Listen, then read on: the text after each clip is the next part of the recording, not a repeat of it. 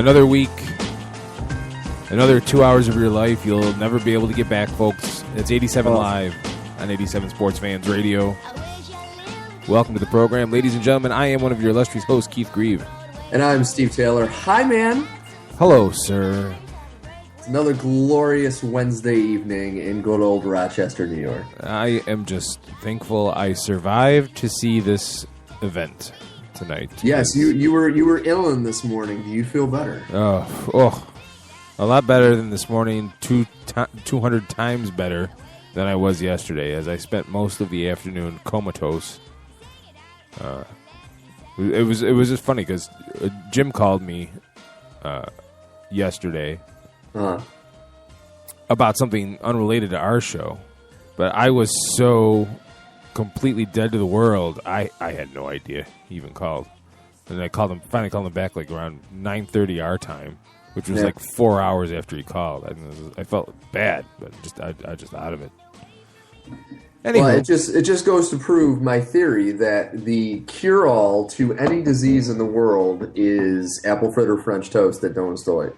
Well, and if you are you live outside of Rochester, New York, and don't have access to said apple fritter French toast from Donut's Delight, then it's just your loss. There's nothing I can do for you. You have to make the pilgrimage. A reminder that this and every broadcast is brought to you by CG Imaging at cg-imaging.com. CG Imaging, virtually creating reality. If you want to take part in the broadcast, the phone number to call in is 585-633-7487. That's 585-633-7487. Or you can also email us at youguyssuck@87sportsfans.com. And you can also, hit us up on Twitter at 87sportsfans. So, it's been a busy week in the old off season for Major League Baseball on a variety of fronts. But one involving a certain Yankees third baseman. Mm-hmm. The Alex Rodriguez saga has been well documented on this show, on our blog. It is no secret that there is no love lost between myself and Mr. Rodriguez. Or myself, being a Yankee fan. I hate his guts as much as anyone. That says a lot. So when we were talking this morning over breakfast, you brought up an excellent question, and so I'm going to steal your thunder, and I'm going to ask it this time. Is Alex Rodriguez the most hated person in Major League Baseball? I think there's no question. Not only is he the most hated in Major League Baseball, but I think he's the most hated athlete in Major League Baseball history. Do you think he's eclipsed Barry Bonds? Yes, by far. By far has he eclipsed Barry Bonds. Because Barry Bonds, he denied it, and he was a jerk, but he didn't hide the fact that he was a jerk. Like, he never really played it off. Rodriguez has gone around and tried to turn himself into the victim everywhere he could get someone to listen to him. And it's disgusting because there's never been an athlete that's more transparent when it comes to PED use than A-Rod. I mean, there's really, you could say back in the day everyone knew McGuire was using because of his size. Everyone knew Bonds was using because of his growth. The whole Lance Armstrong thing, I think people didn't want to think about it at first, but then after that you really thought about it, you realized that what he did was practically superhuman, especially coming off of cancer surgery. But then you have someone like A-Rod who, he's admitted to it in the past. He's been hit with it recently numerous times, including this recent one with Anthony Bosch going on 60 Minutes and Major League Baseball revealing a lot of the evidence they have. And I'm sorry, but it's pathetic. It's pathetic. He's pathetic. And it's amazing that at one point, this guy who was the golden child, he was the baseball player to bring Major League Baseball out of the steroid era. At one point, everyone thought the biggest black eye he was going to have on his record was Cameron Diaz feeding him popcorn on national TV.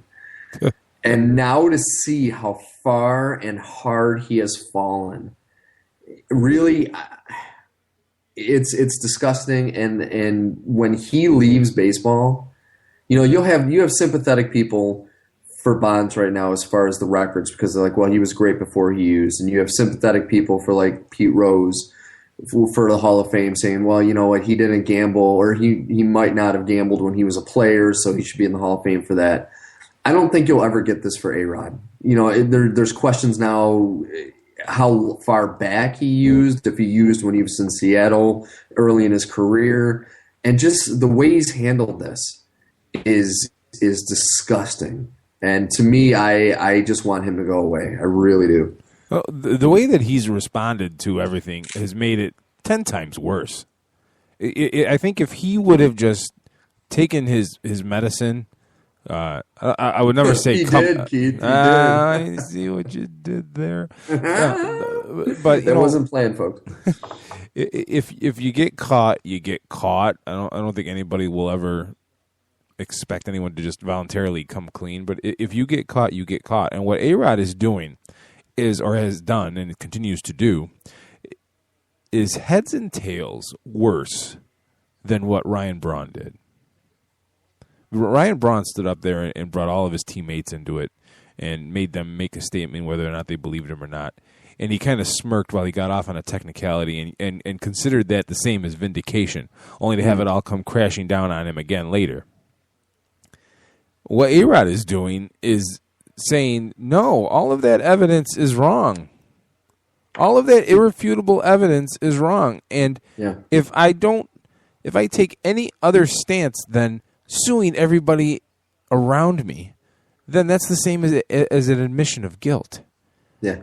And I still want a chance to get in the Hall of Fame. But, Alex, you're not getting into the Hall of Fame. No, never. He probably can't even buy a ticket to go in there right now. You're not getting into the Hall of Fame, Alex. I'm sorry. There's just too much that has gone on, too much that has come out in the press, and you handling yourself like an idiot. Mm. Getting caught up in your own rhetoric is nailing your own coffin lid shut. Yeah. And I feel bad for his kids. Oh, you always feel bad for the people that are innocent bystanders that are going to get dragged through the mud. But he's doing this to himself. Oh, absolutely. Absolutely. They want to turn it around, and I believe there's a suit against Anthony Weiner. And you want to make it seem like Bud Selig is out to get him. No one's out to get you, Alex, except for what you did that was against the rules. Mm-hmm.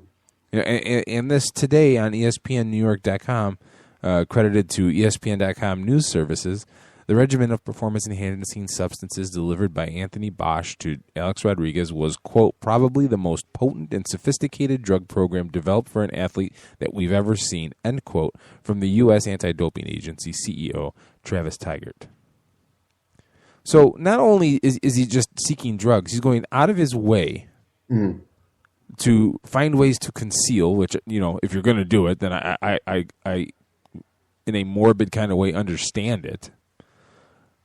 But if you get caught, you get caught. Don't just make yourself look even more like a horse's you-know-what by just filing lawsuit after lawsuit. And then his lawyer yesterday, I believe he was on the radio in New York City, and kind of made a side reference to David Ortiz. Yeah. How classless are you going to get, Alex? Oh, very much so.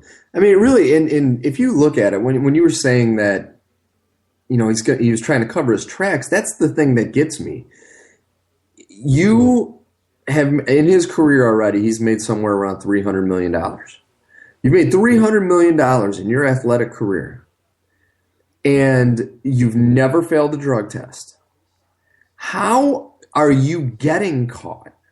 Now, it's not, I'm not supporting him in any way, shape, or form in what he's done, but with that kind of money, don't you think if he had any brain in his head, he would have found a way? Or there are people out there doing much worse and getting away with it because they know how to cover their tracks.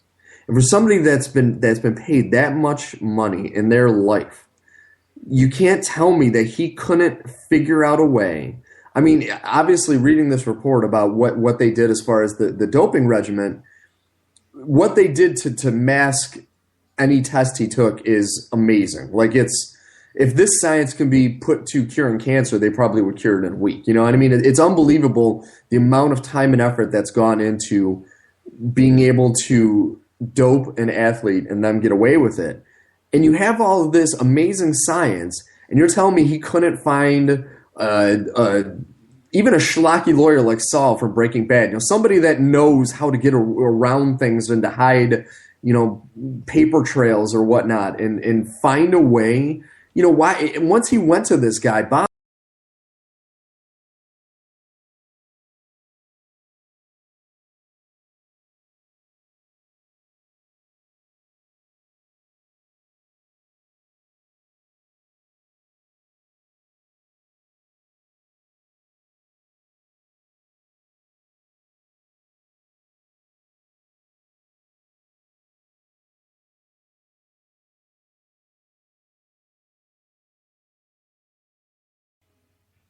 And we're back. Just waiting for Steven to come on, but I'm right here. Okay, go ahead. Sorry about that. That was a weird. I'm sorry. My computer has been acting funny, folks. This time it wasn't you. So it wasn't me? No. Go ahead. All right. No, but all I was saying was, we're still on, correct? Yes. Welcome back, folks. All I'm saying is this guy Bosch is under.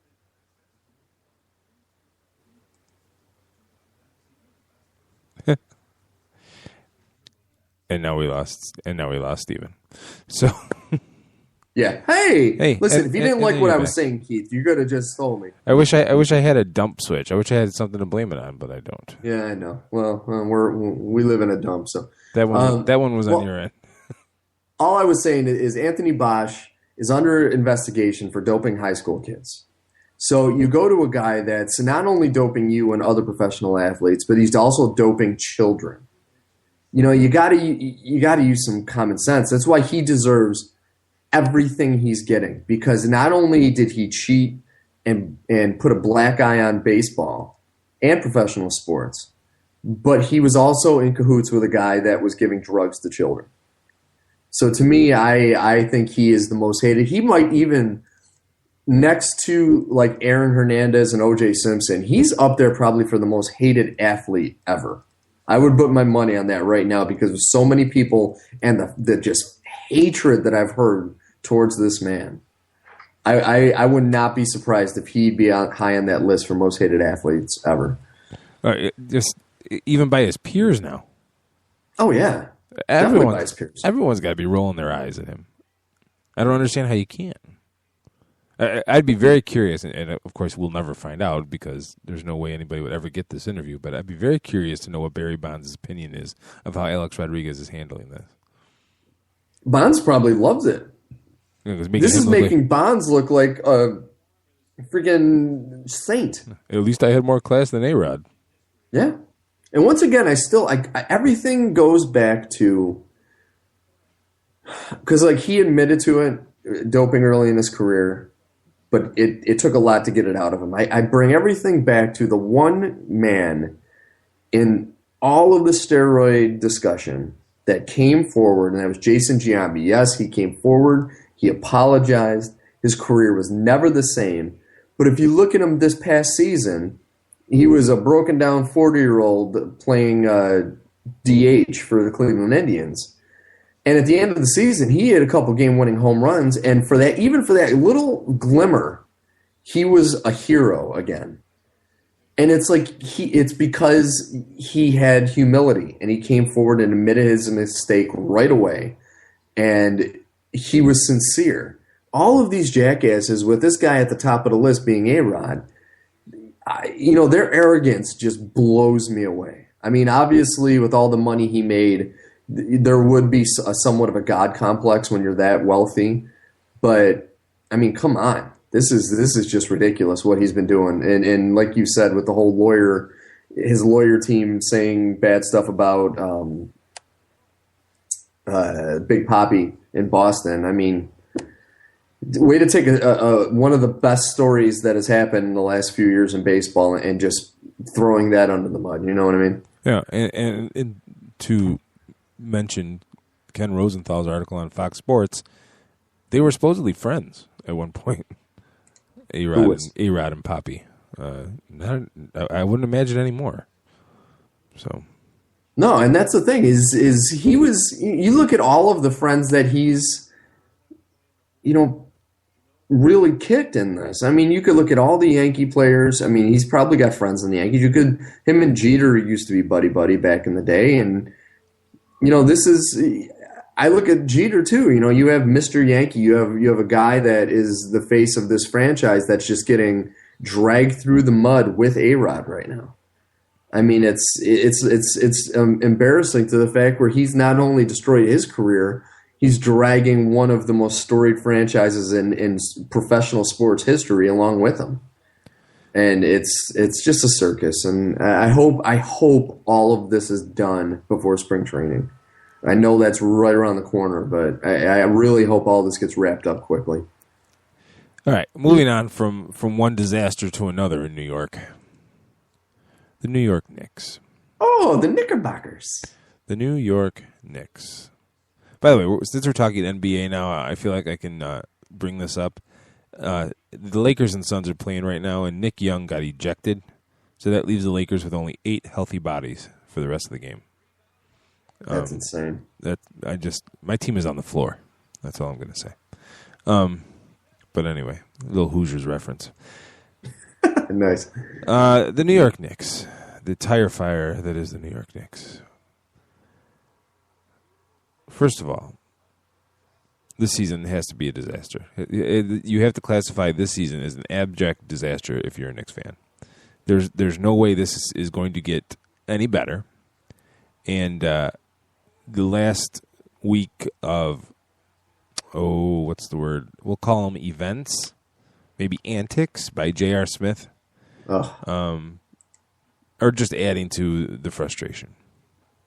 And the funny part is people are saying that he's complaining about being frustrated about being benched.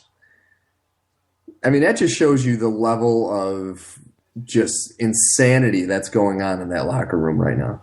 I just feel the need to shape this, okay? The Atlantic Division is being led by a team that is 1 game over 500. Toronto, 19-18. The Knicks, who won the division last year, can't contend in a division this bad. Yeah. And you have Meta World Peace, and for the first time in a couple years, a healthy Amadi Stoudemire, and also not even leaving out Kenyon Martin and Tim Hardaway Jr. on your bench. And then you bring Raymond Felton back. This team has gotten better than what they were last year. And they're just completely tanking. Right. There's talent on that roster. So there's a crazy amount of talent. So, Mr. Taylor, if you could play Magic GM, what would you do to fix the Knicks, whether it be during the season or in the off season? They need a fire sale. They really do. They need a fire sale. They need to get rid of the coach, Mike Woodson. I still say that they are never going to win with Carmelo Anthony because Carmelo Anthony is not someone you build a team around because he is such a selfish player. If you're going to have a superstar that you're paying millions to, it's going to have to be someone like a Kobe Bryant, which is amazing to say later in his career, but like a Kobe Bryant, like a LeBron James, like a Tim Hardaway, Tim Duncan. You need a guy that can score when you need it, put up 30, 40 points, but also is a team player. Carmelo is not a team player. He will never be a team player. So I would start with, you start with Carmelo. J.R. Smith should just be released. I'm sorry. Maybe you can pawn him off on some other team that can look past his inability to play the game of basketball first, and then his being a punk on the court, untying people's shoes like a 5-year-old. And really, you get rid of those 3 players. You still have a core team that's not bad. Like the talent left on that team is still good, and if you can get somebody for Carmelo, young, maybe go to the Bobcats or go somewhere and try to get just some young talent and bring in a coach off the street. I mean, you can even bring in like a PJ Carlissimo, someone like that can come in for the rest of the season and maybe do something, because this team is crazy talented and they should not be languishing at 15 victories this late in the season. I mean, it's almost we're a month away from the All-Star break. Mm-hmm. You were a month away from the All-Star break, and they have 15 wins. For a team that was fairly successful last year in the regular season. Yeah. As far as winning games, anyway. No doubt they had their issues last year, but,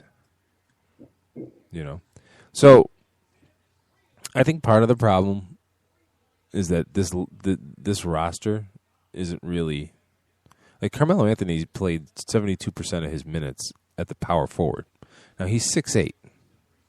So, you're already, defensively, you're giving up size by having your 4 be 6'8". Not to mention the fact that he doesn't play defense anyway. Yeah. So, you're creating a hole in your front court defensively, trading it for scoring.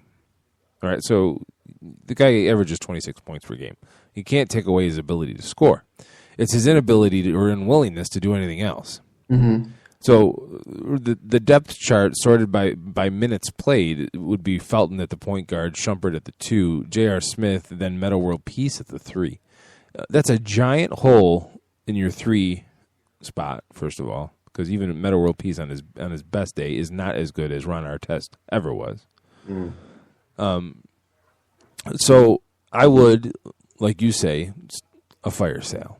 And the only 2 players that I would consider safe would be Carmelo Anthony and Tyson Chandler. Everybody else, and Tim Hardaway Jr. I'm sorry. Yeah, Tim Hardaway Jr. He's too young. He's a rookie. Yeah. So we'll give him the benefit of the doubt. Everybody else is up for grabs. You can get somebody that will give you something for Andrea Bargnani. Not a first-round pick, not a high first-round pick, but you'll get something. Amari Stoudemire, some veteran team that's trying to knock on the door, will give you something for him. Shumpert, somebody that needs a shooter, might. J.R. Smith is done. He's got no trade value. No. Like I said, no. I mean, I don't think anyone's going to take. He's a head case now. I don't think anyone's going to take a shot on him. Ray Felton, he can play the point guard. He doesn't turn the ball over, but he's not going to give you any scoring. We have a soft spot for Ray Felton. Well, NBA 2K. I know. We have to get over that, Steve, and move on.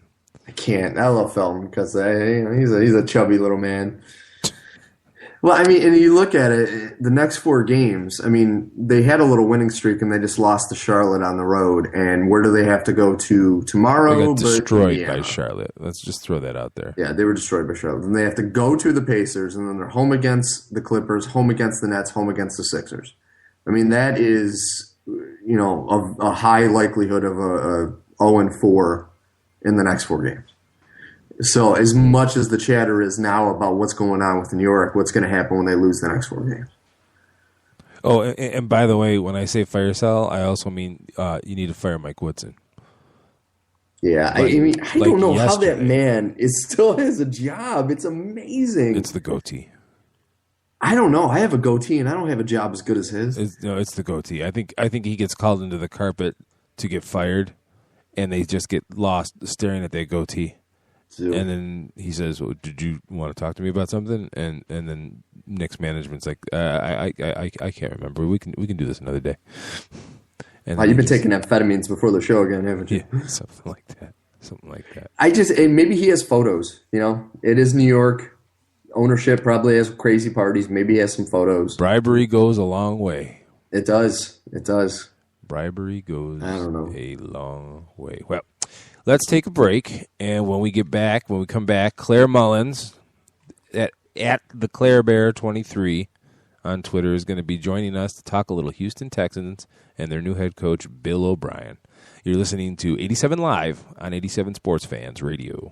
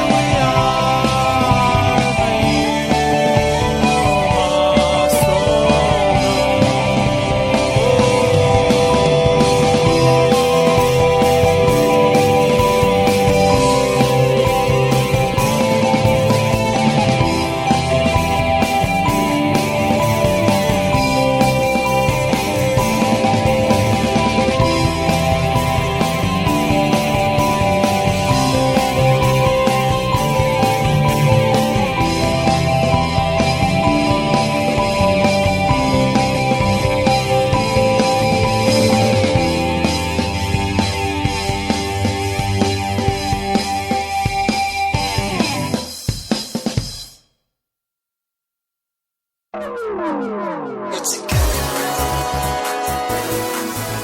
I feel it fine without you. It's a good life.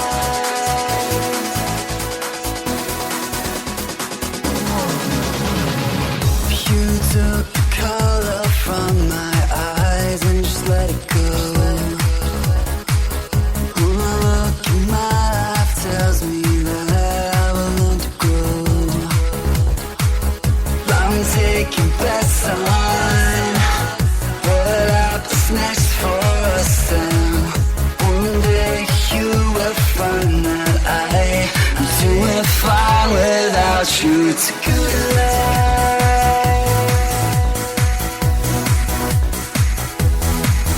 It's a good life.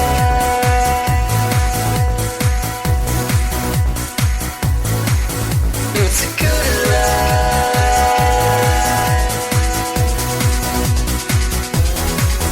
Things you take more than you give. Running around trying to find what's left of me.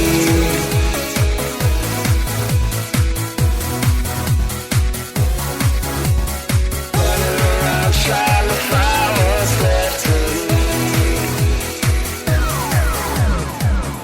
I'm doing just fine here, though I am broken still. I'll find a way to climb up out of the snow. I'm taking bets on what happens next for us. And one day you will find that I'm doing fine without you. 'Cause you take more than you give. I'm running around trying to find my pieces. You take more than you give. Running around trying to find what's left of you. Take more than you give. I'm running around trying to find my pieces. You take more than you give. Running around trying to find what's left of me. Running around trying to find what's left of me. Running around trying to find what's left of me.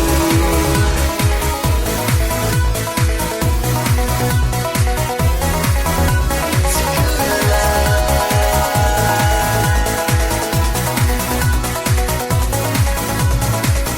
I'm taking bets on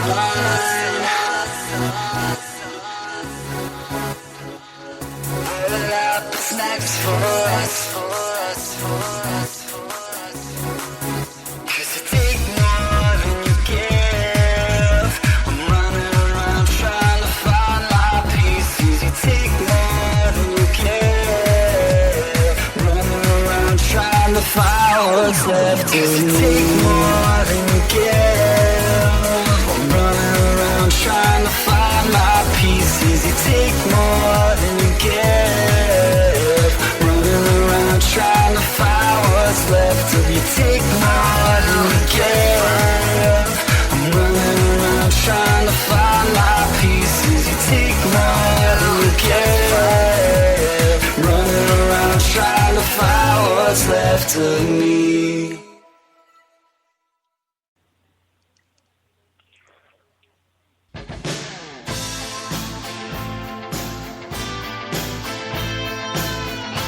Welcome back, ladies and gentlemen. You're listening to 87 Live on 87 Sports Fans Radio, brought to you by CG Imaging. That's cg-imaging.com. CG Imaging, virtually creating reality.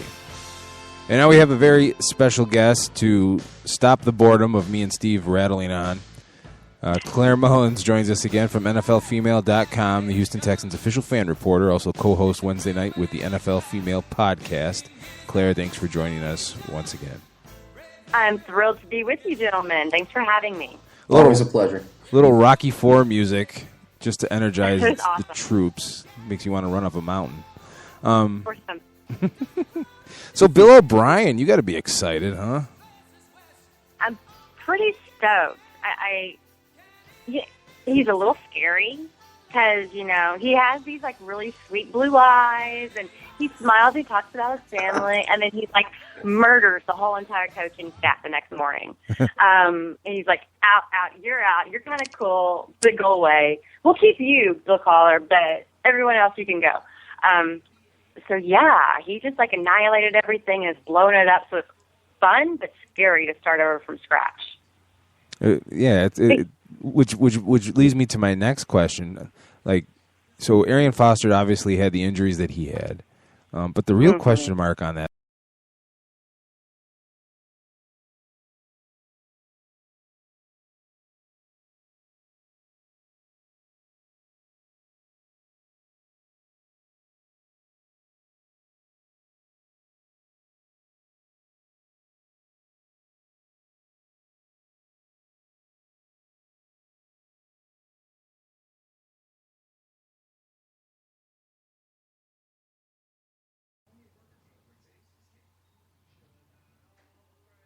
And we're back on the air, folks.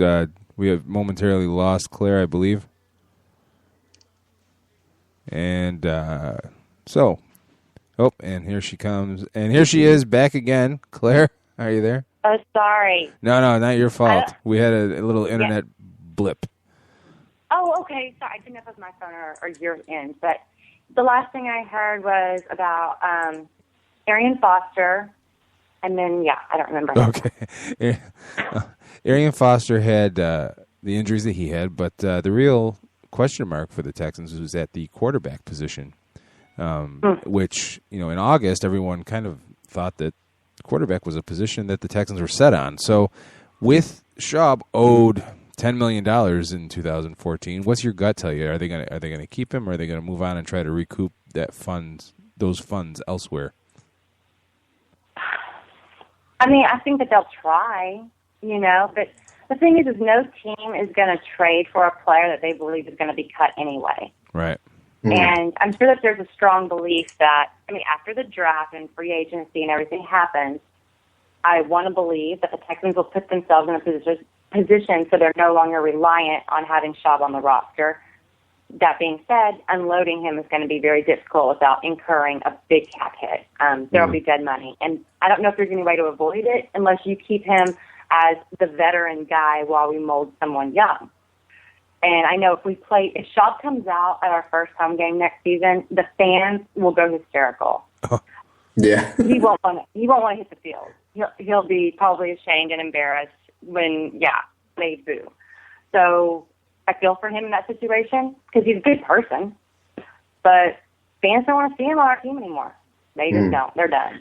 Mm-hmm. So I think they're putting him in a horrible situation if they keep him and expect him to play. So I was looking at the last time Bill O'Brien was in the NFL, and that was 2011 as the offensive coordinator for the New England Patriots. And I was just very quickly glancing down the column of passing yards for the Patriots that year.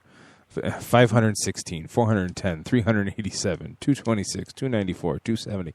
So it seems like the man will do well with the tools that you guys have there in Houston. Provided it's got to be ecstatic. Right. He's like, I got a chance. Under 300 yards a game, I got a chance. Absolutely. It's a possibility. I mean, I don't know if Schaub even has any confidence left in a Houston uniform. He knows he's not wanted, really, by the fans. And so I'm pretty sure that Bill O'Brien knows that, too. And he is not hesitant to cut the dead weight. He's not scared about it at all.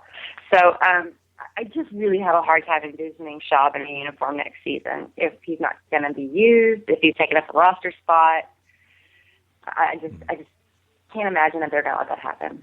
Yeah, especially if they bring in someone like a Manziel and not start him right away and put Schaub in there. That'll be the fans would just probably revolt. Yeah, and they'll be impatient because we did this thing. Case Keenum's he's not from Houston. He's from Texas, from Abilene, and but he went to University of Houston. He's like a local folk hero sort of kid. Broke every Conference USA record there ever was. That the local people were inflamed, incensed that Kubiak took so long to start him, yada, yada, yada. And I can imagine with so many Aggies in the area, if we have Manziel and he sits on the bench and Shaw struggles, it's going to get ugly. Yeah. Right. So we don't want to see it again. Right. So Mel Kiper Jr. came out with his first mock draft today, and he had the Texans picking Johnny Manziel overall. So last week we talked with Benjamin Albright, came to the consensus pretty much that Manziel shouldn't be the first quarterback taken. So at this point, if they go quarterback, would it matter to you if they come away with Bridgewater or Manziel? No, because they both have areas of concern. They both have a big upside. They both have, Johnny Manziel's low is probably lower than Teddy Bridgewater's, but the upside could potentially be higher, in my opinion. I'm an Aggie, so I'm biased, and I totally own that. I would love to see Johnny Manziel in a Texans uniform. That being said, Teddy Bridgewater, I'm going to trust that Bill O'Brien is a pretty good evaluator of talent and that he saw something that he felt was better for this team in Teddy Bridgewater. I want a QB with the first pick. I don't want to trade down. I don't want to take Clowney. I don't want any of this other. You can't do anything without a quarterback. You can't. Even if it's a game manager, you just can't do anything without a quarterback. And we got to take a risk.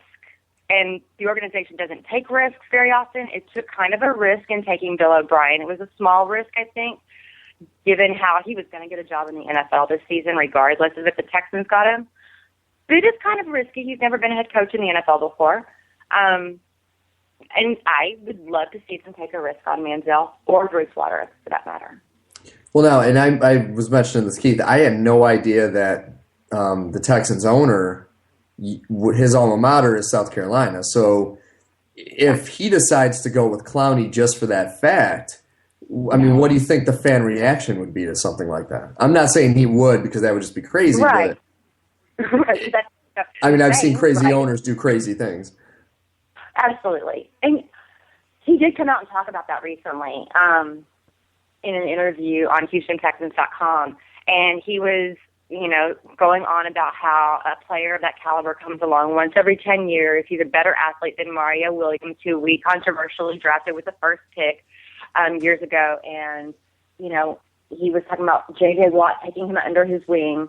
And I'm thinking this whole time, this sounds so, to me, it sounds so canned. It sounds like what you're saying is to get people to believe that if they want Clowney, they better start trading for this number one pick, or take your eyes off the QB we might take, or whatever. You're throwing a curveball. I didn't take it seriously, honestly. I don't know that a lot of people did. But I don't think they're going to be very clear until the moment they make the call. Mm-hmm. Well, anything said now is just all smoke. Mm. But if there's a way for them to trade down and still come away with Manziel, if they really feel that Johnny Manziel is their guy, if they feel that they can trade down and get something and Manziel like in the middle or the upper third of the first round, that'll be a major coup. It would be. I think that a lot of things will have to happen for Manziel to fall, because the media attention and hype for him is so strong right now, deservedly or undeservedly, he's getting all the attention from, in every publication that's starting to do mock drafts or just name their top 50 prospects or whatever. He is at the top. And before the Duke game, I didn't want the Texans to draft Manziel. I thought there was such a high risk of drafting him that I didn't want to be the Aggie who got yelled at every time Manziel screwed up. Like I was this year when Randy Bullock missed 9 of his first field goals, because he's from A&M as well. So fat Aggie kicker is all my fault. I didn't want to hear that from Manziel next year. Oh, you got some rough friends. I know, right? So yeah, but after the Duke game, it really solidified in me. Yeah, he's got some on-field talent. He has an ability. And I'm not saying he is this person. I'm saying he has those characteristics of someone like a Peyton Manning, a Tom Brady, in personality, not on the field skill, in personality, where he elevates the play of his teammates. He makes his teammates play better. And you just don't see it very often. And you look at the second half of that Duke game, and he motivationally getting in the guys' faces, pumping them up, just he ran the second half of that game, and it was amazing to watch. He's just an amazing figure. And, yeah, it's scary. He has a mediocre arm. He'll run around in the pocket for 10 years before he does anything of substance.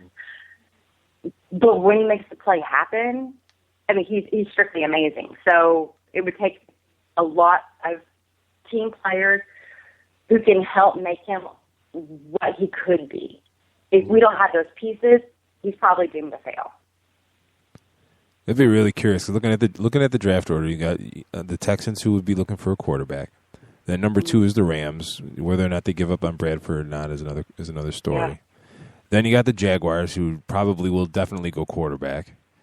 And then the Browns, who also need a quarterback. And then after that, you get to the Raiders, who may not necessarily be looking for a quarterback, and then the Falcons, Buccaneers. Right. So you got maybe 3 quarterbacks, and if the prevailing thought, and Benjamin Albright last week kind of disputed these rankings, but and I'll believe him more than my own. I'm just reading this off CBSSports.com right now. Yeah, Bridgewater, Bortles, Manziel, and Carr. Those are the top 4, whatever order you want to put them in.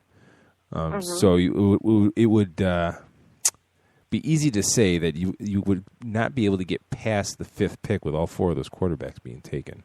Right. I would think. I mean, if somehow he made it to the Vikings, Manziel, he'd be gone. I mean, that would be like the furthest point I think he could be taken is the Vikings. So, if we were to trade with, we trade with Cleveland. There are strong rumors that Cleveland really likes Manziel. So, we'd be out of the Manziel picture. We may be in the running for Bridgewater. Jaguars seem to believe that Jaguars fans seem to believe that they're definitely getting Bridgewater if the Texans don't take him. So, these are all fan speculations. We don't know anything, but it just seems unlikely that we'll get one of the top 2 quarterbacks. And this year is not a strong quarterback class. We could play it safe.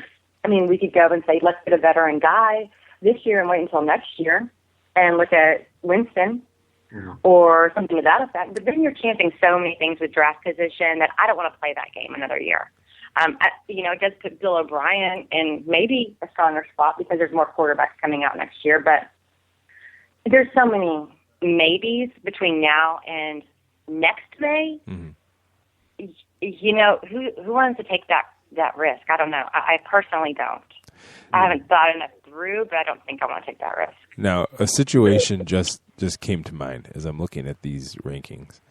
So, what if the Texans trade down and the top guys are gone and they end up drafting Derek Carr, David's brother, to be the new quarterback? What will Texandom do?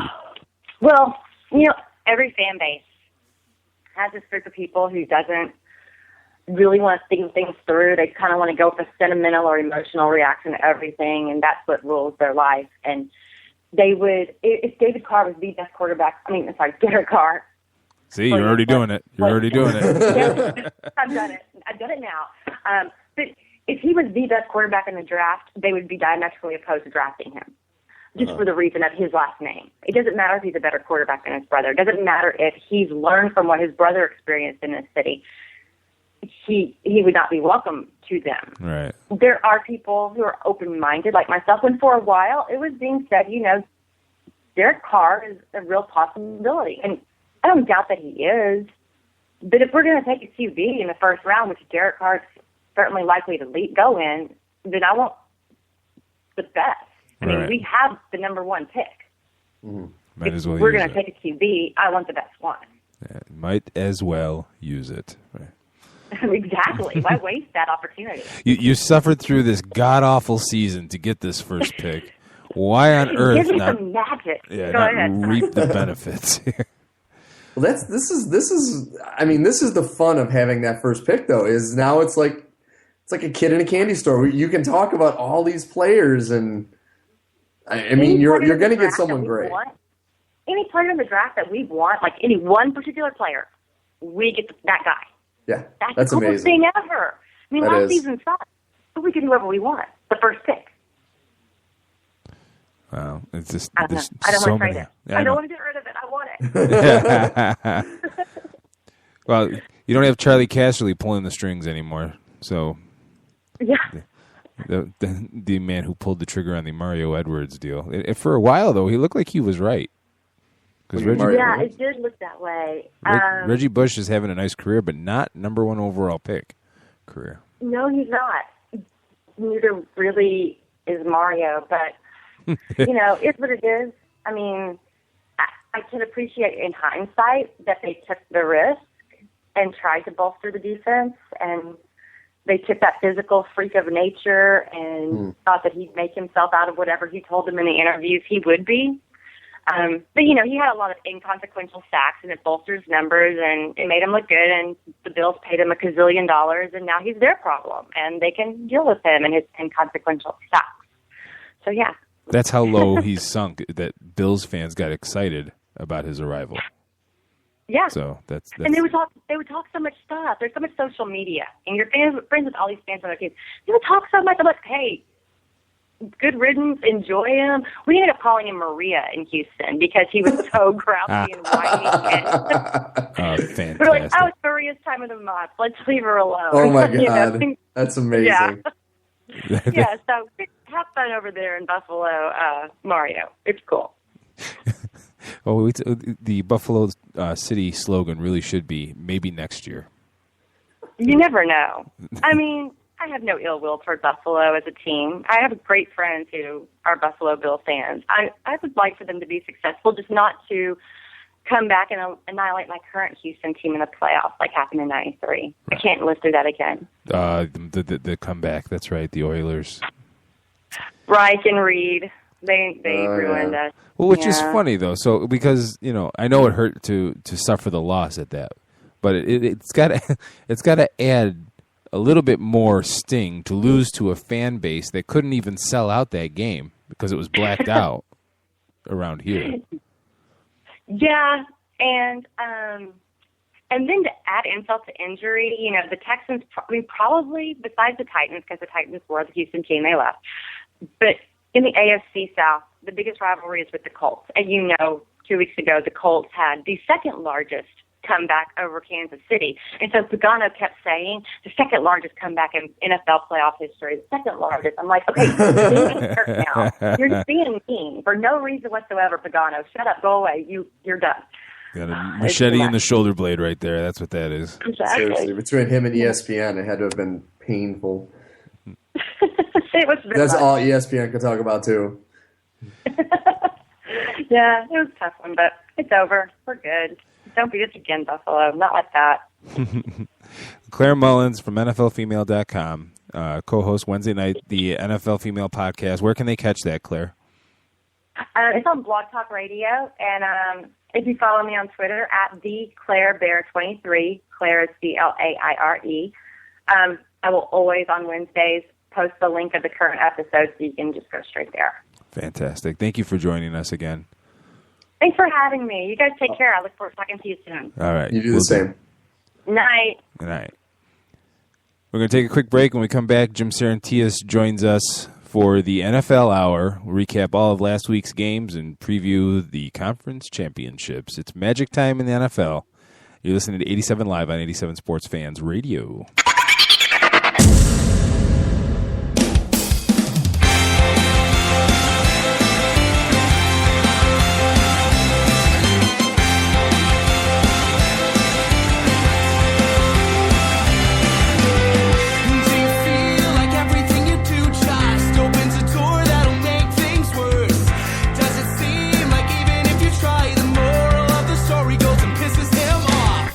Maybe I could offer up an answer.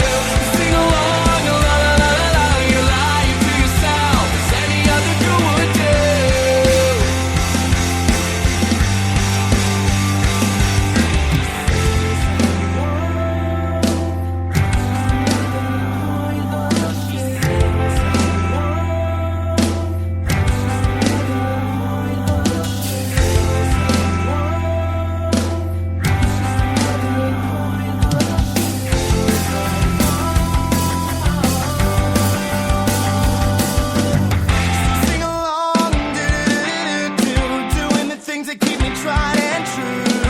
Sing along, la la la la la, you're lying till you say, sing along and do, doing the things that keep me tried and true.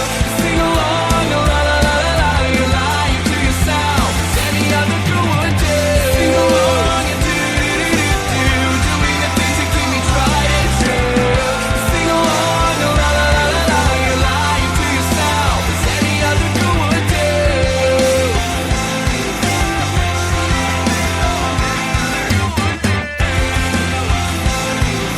Lying to yourself, as any other girl would do.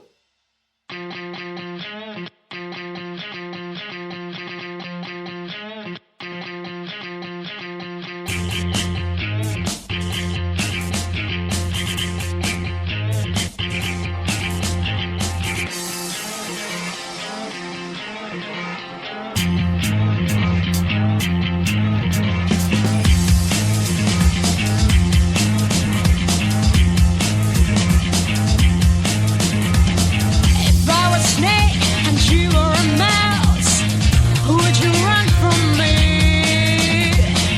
Should we stay forever apart? Would you make me free? I don't really care if you love me. Hold my heart at last. I don't really care if you need me. I should leave you fast.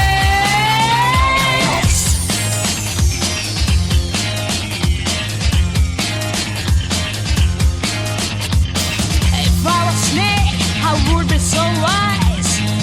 Never let you in.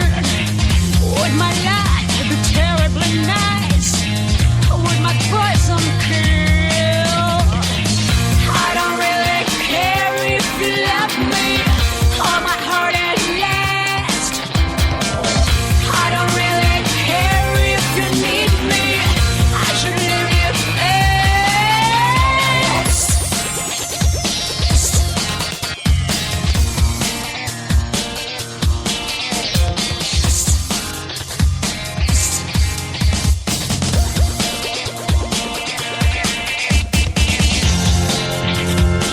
I should leave you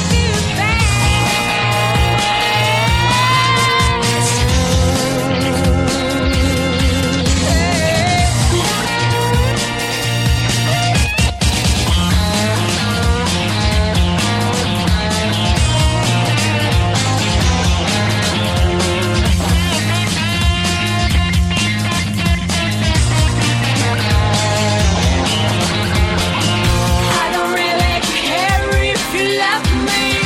Hold my heart at last. I don't really care if you need me. I should leave you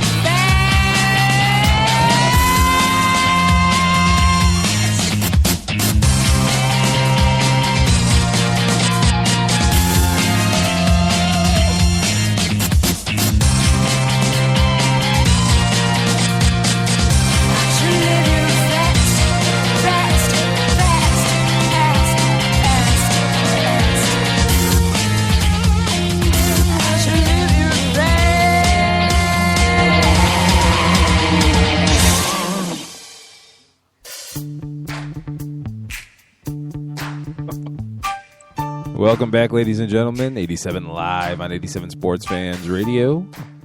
About to get into the NFL hour, but before we do that, folks, I want to talk to you about a little novel my cohort Stephen Taylor wrote called The Lockbox. For the last 85 years, a secret once thought lost has been hidden away from the world. Its whereabouts have been kept safe in the hands of one of America's greatest spies. But now the shadow organization Echo has tracked down his location to the small town of Shoshone Peak, and they will stop at nothing to get their hands on the map that will lead them to their prize.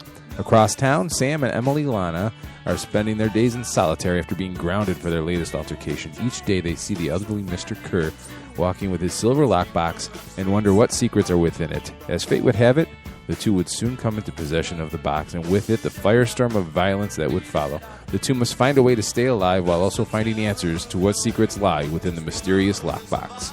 The book's called The Lockbox by Stephen Taylor, available on Amazon and on Kindle for digital download. The Lockbox by Stephen Taylor.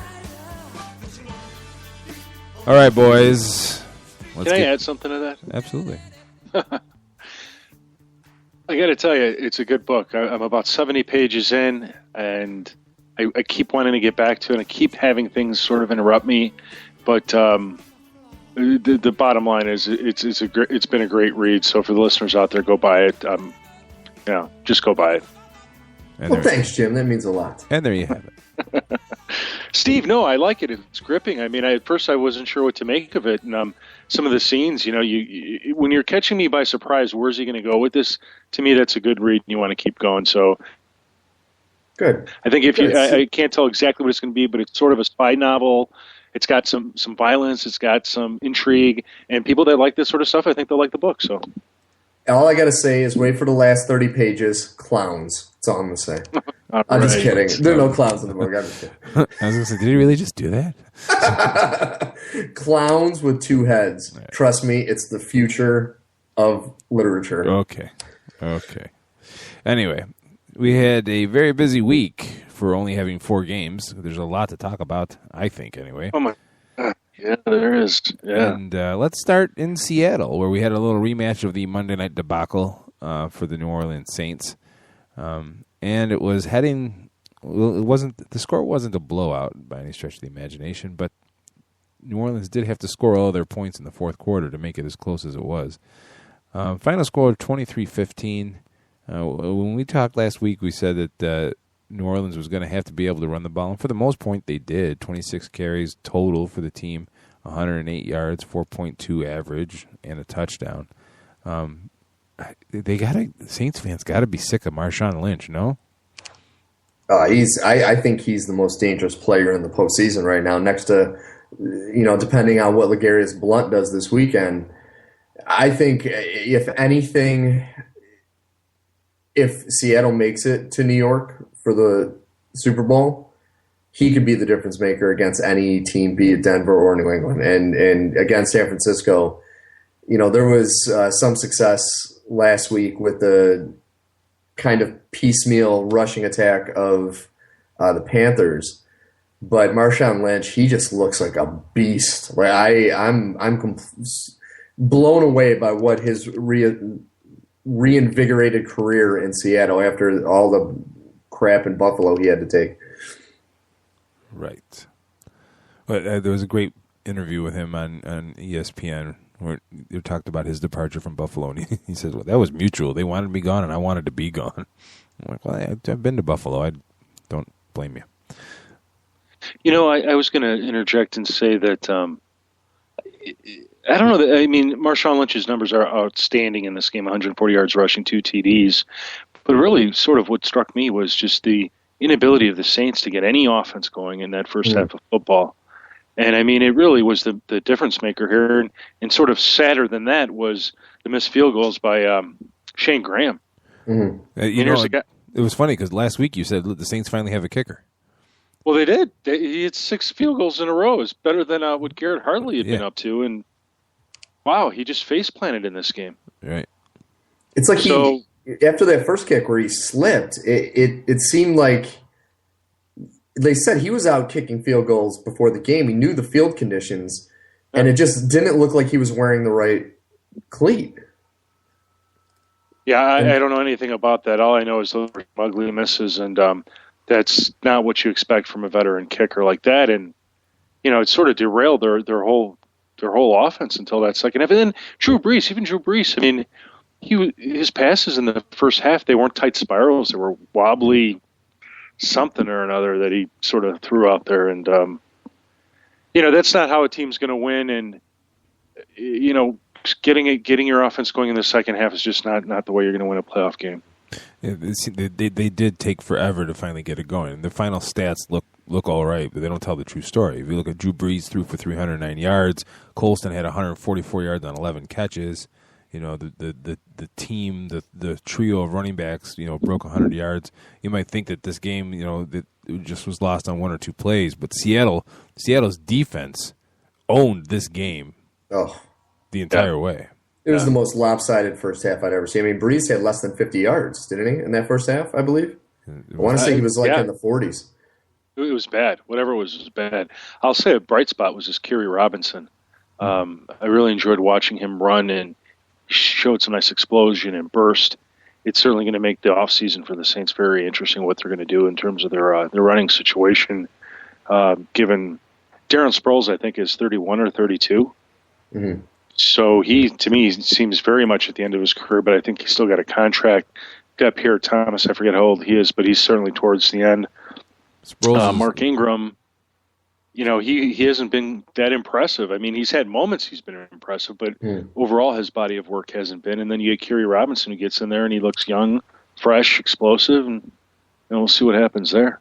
The thing that interested me about the Robinson thing is they said early in the game, one of the reasons why they were using him so much is Sean Payton got a phone call from Bill Parcells, which it's funny to see Parcells still has a little bit of reach along with some of his old, coaching staff. He's able to kind of go in and poke and say, hey, why don't you do this? And it kind of reminds me of what Bill Walsh did with some of his former coaches and players, where he, even when he was done, he still had a little hand here and there kind of poking the bear every now and then. Well, I'm not so. I couldn't tell you how much Bill Parcells really had to do with it, besides it possibly being Chris Collinsworth needing something to talk about, because with Pierre Thomas out, it was pretty much set. If Terrence Sproles isn't going to do it for you and Mark Ingram isn't going to do it for you, you got to get somebody to do it for you. And maybe it was that Bill Parcells had mentioned it to him, but. Yeah, whatever the case. Interesting decisions for the Saints because Pierre Thomas was injured but that gives them really 4 serviceable running backs, and how many can you really carry before using some of your abundances as trade bait or something to kind of pool together to address some of your other issues? Yeah. So I don't know. It'll be interesting. Trades don't really happen in the NFL, and I think that needs to change. Yeah. The Saints have to find a solution to winning on the road, period. I mean, you can't win 8 games at home and then only win 4 on the road. It's just not a great formula for having and that's going to come up as we talk about the games this weekend. But I don't think that that's a very great formula to being a good team or a Super Bowl contender. Right. No, I agree, and it's everyone said they got the monkey off their back in the wild card weekend, but they didn't even play very good in that game. I mean, they played well enough to win, but this past week, I mean, dropping an egg like that in the first half is unacceptable for a team of their caliber. Now, mind you, they were a shell of what they were last year, so you could say it's some growing pains, but I feel bad for their defense because as well as Seattle's defense played, I give a lot of credit to New Orleans defense because they did give up some rushing, a lot of rushing yards to Marshawn Lynch, but they pretty much shut down the passing game of Seattle, and they were making the plays they needed to make, including, the special teams getting that onside kick at the end. So it's I mean, if they play it right, their first draft pick hopefully will be an offensive lineman. Yeah. I mean, that's really they need to beef up that offensive line. Mm-hmm. They're going to need to add a wide receiver of the future if you don't think that Kenny Stills is it. And at the very top of the list, they need to re-sign Jimmy Graham, who's a free agent. So, that's huge. That is huge. Yeah. That guy has become a just absolute huge factor in every game. Except for this last one. Well, when Drew Brees isn't a factor, that takes all the receivers out of the mix too. 6 targets, 1 catch for 8 yards. Tip your cap. So, sometimes the other team is just good. And, and Seattle is fantastic on defense. Well, no, you can go, Jim. I'm sorry. I was just quickly going to comment. If you're not going to have a beefed up wide receiving group that can complement Jimmy Graham, then get your second tight end involved in the offense. And we saw a little bit of that this past weekend with the Saints. But I mean, going forward, if you're going to do it, go do it. Mm-hmm. Right. And I gotta say, that Seattle's secondary is just ridiculous because I know their defense is pretty much the best in the league and it has been all year. But every time I see them play, it's amazing. I mean, they're all over the field. I've never seen a group of players just be everywhere at once. It was pretty amazing. They are fantastic. Yeah. So moving on to the Patriots and the Colts, and Andrew Luck. I have not felt bad for a player in a long time like I did for Andrew Luck. He made some mistakes. Ended up throwing 4 interceptions. One of them was a batted ball. But losing 43-22, I mean, for a second-year player, even if it is Andrew Luck, to stroll into Foxborough and beat the Patriots was a tall order in and of itself. Mm-hmm. But then you throw in the suddenly resurgent New England rushing attack, where they ran the ball 46 times for 234 yards. Yeah, it's a little inflated because of a 73-yard run by LeGarrette Blount. But 6 touchdowns, all scored on the ground. Tom Brady didn't have a touchdown pass in this at all. He only threw the ball 25 times. Didn't break the 200-yard mark. I just think this was just a fantastic job by Bill Belichick, and that he's done the last 3-4 weeks, really changing, what the Patriots had done in the past. Whether it's Belichick, whether it's McDaniels, whoever it was that made the change, tip your cap to him because it worked. They owned a 10-minute difference in time of possession, 35-25. It's very hard to win any game, much less going into Foxborough in the playoffs. And really, I look at New England, and right now, I think on paper they're obviously the least talented team because of all the injuries and arrests and everything. They're the least talented team on paper. I'm not counting the quarterback position, of course, but offense, defense. But if they can continue the rushing attack that they had in this game, anywhere you go and Tom Brady is your number 2 option, I would be concerned for all these teams that are still left in the postseason. And it all is going to rely on if the Patriots can continue to run the ball the way they did. Because, I mean, that was as impressive a rushing attack as I had seen of any team in this postseason. Like, I was blown away, as everyone was. I don't think anyone was expecting what we saw. And, I mean, even Ridley, who's had a rough year, he was a pretty good weapon in this game as well, not just Blunt. And I was just blown away by it. I don't know if I was blown away by the Patriots' running game as much as I was blown away by the Colts' inability to stop it. It just, you don't let running backs run for close to 200 yards against you, and more importantly, 6 rushing TDs. I mean, that's crazy. Mm-hmm. And, I mean, if they could have stopped that in any way, shape, or form, the Patriots would have been forced to pass against them. But I mean, this was a great example of if it ain't broke, don't fix it. They were just running, and there was just no reason to change that game plan. And I mean, it was for I hate bringing it up, but for the people that are doing these fantasy football leagues, I mean, Tom Brady just killed you last weekend because I played him in one of my leagues, and I was just like, oh my God, this is amazing. And but I think that it'll be different this weekend. We'll see a little bit something different from the Patriots. It will be interesting. That game's intriguing on many, many levels. The 49ers travel to Carolina, Cam Newton's first playoff game, and even though he was at home, well, I don't know if you can pin this one all on Cam, but San Francisco just went out and just won this game, playing physical defense. And, Kaepernick and the boys didn't do anything to screw it up, basically. That's my take on it. What do you guys think? No, I agree with you. I mean, I look at Carolina. Their defense played well. I mean, their defense did not, throw up a goose egg. They played well, but their offense just, I mean, I don't know if it was a game planning or what, but it just seemed like they were not there at all until the very end of the game. It almost kind of reminded me of what happened in Denver with, I know we're going to talk about that game next, but it's like for the beginning of the game, they had no idea what to do. They almost lost their identity.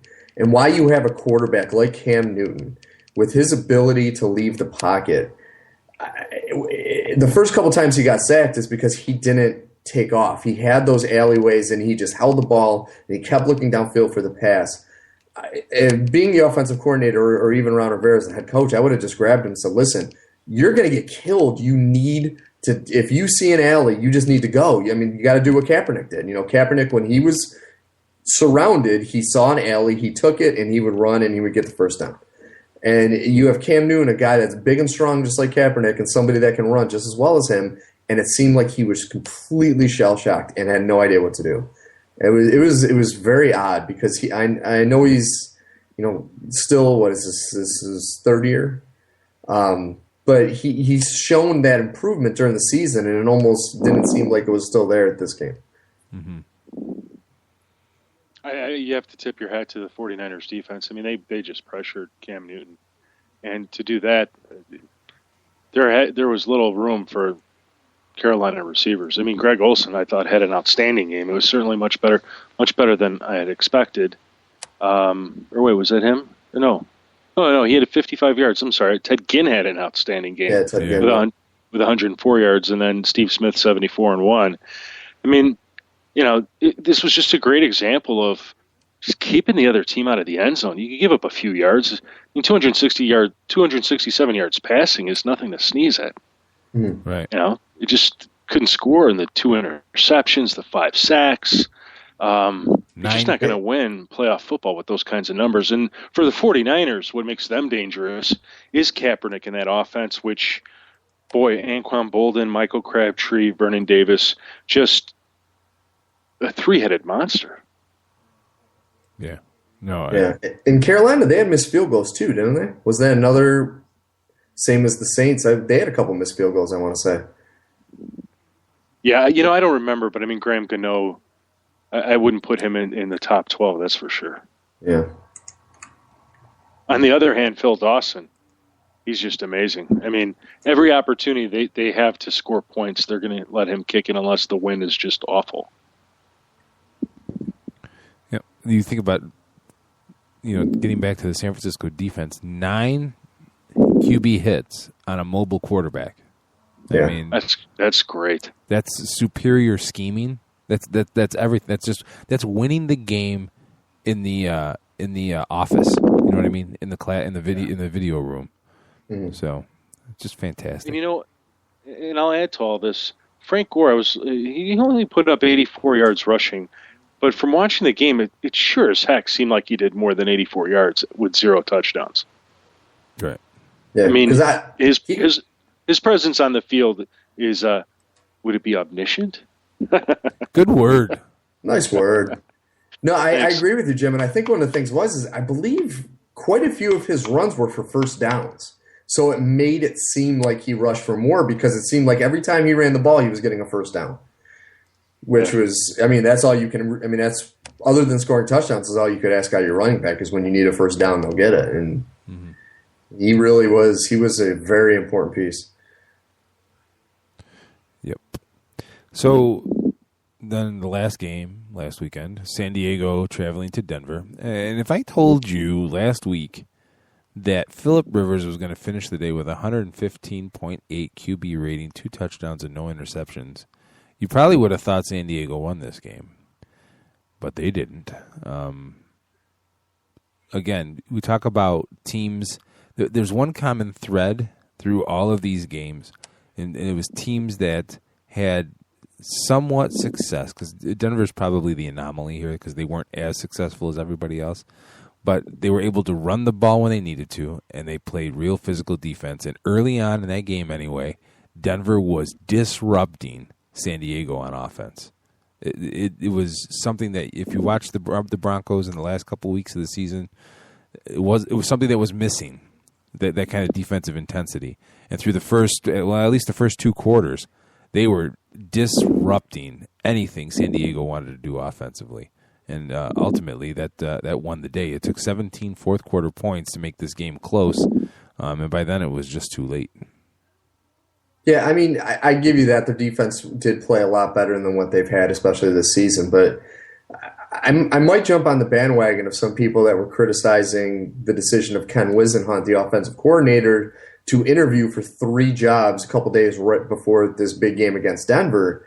And it just seemed to me like their offense, of what I've seen the last, was it 5 weeks that they've been winning, this offense did not look in sync. It didn't look like they were making any adjustments to what Denver was doing. Because, yeah, that first drive, even the second drive, when Denver was coming out and they were pressuring, you saw the adjustments in the fourth quarter, which, I mean, even though they were owned for 3 quarters in this game, San Diego still had a legitimate shot to come back and win this game.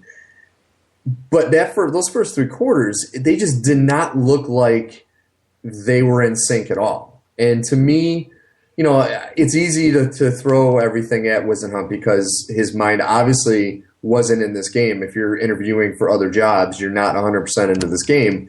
And to me, if you're going to go play against Peyton Manning, you're going to have to put up, more than 24 points, 30 points.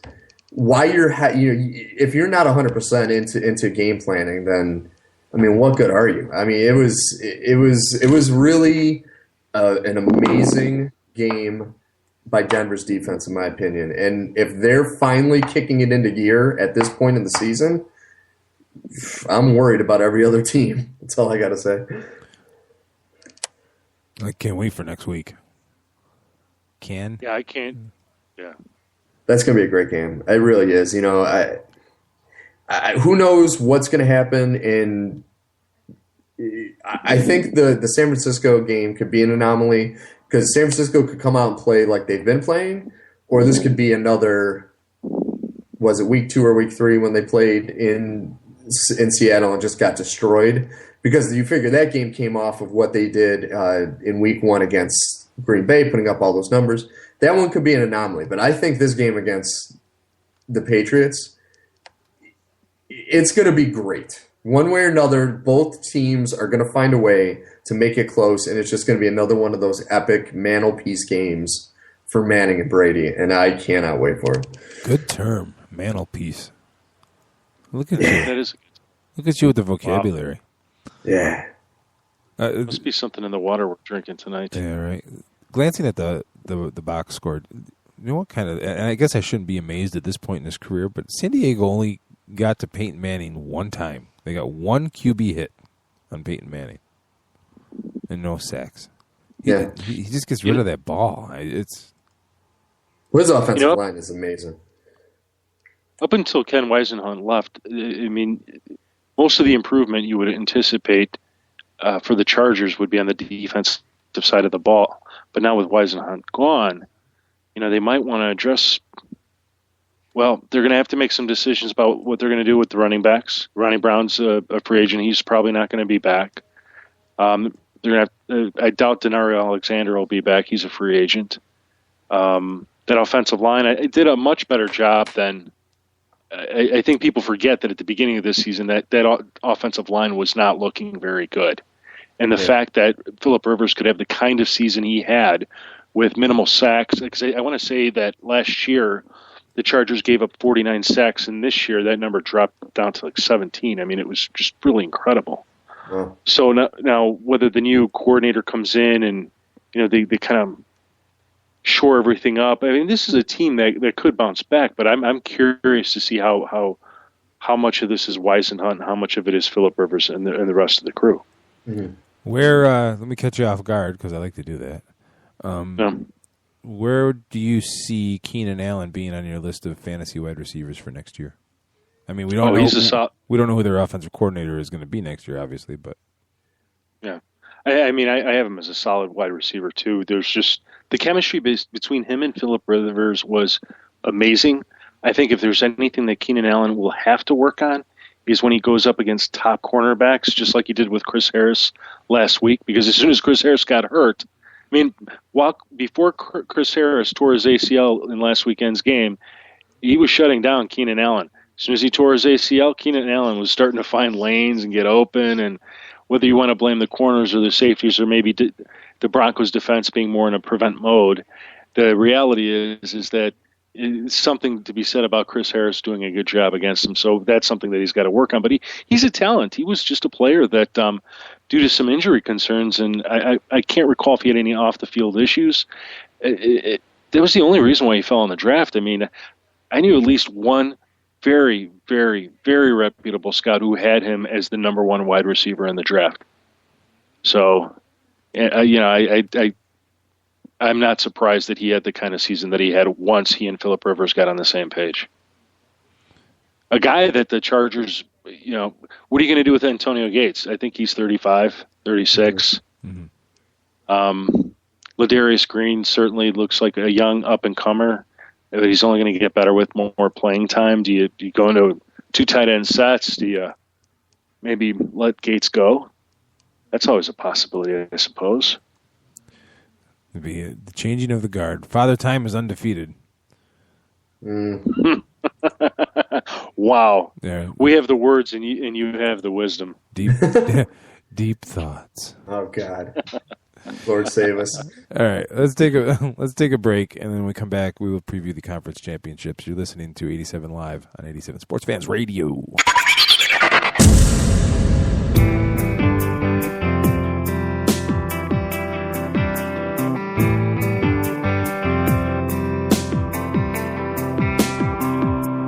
Patience is virtuous, waiting's a crime. Action is violence, destruction is time. Release the hounds or send them on their way. They're patiently waiting to destroy the day. Dig that hole, you're losing time. Dig that hole, you better run and hide. 'Cause I will cross your path and take back all that is mine. Dig that hole, you're losing time.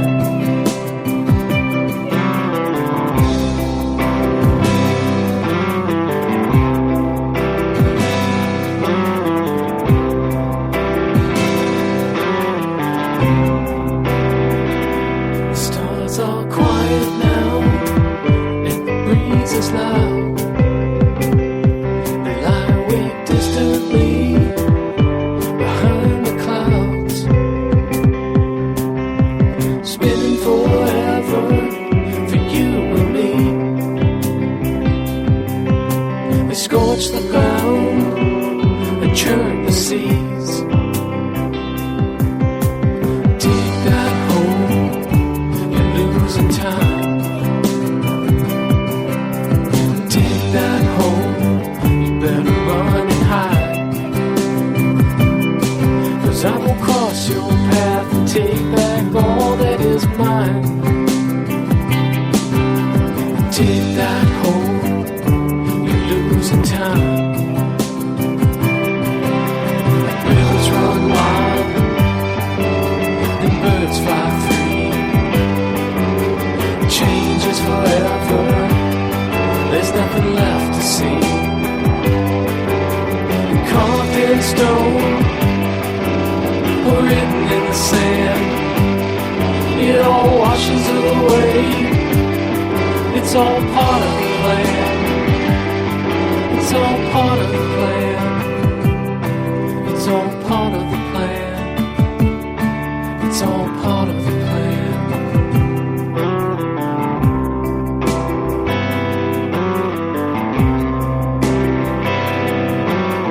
Take that home, you're losing time. Take that home, better run and hide. 'Cause I'm gonna cross your path and take back all that is mine. Take that home, you're losing time.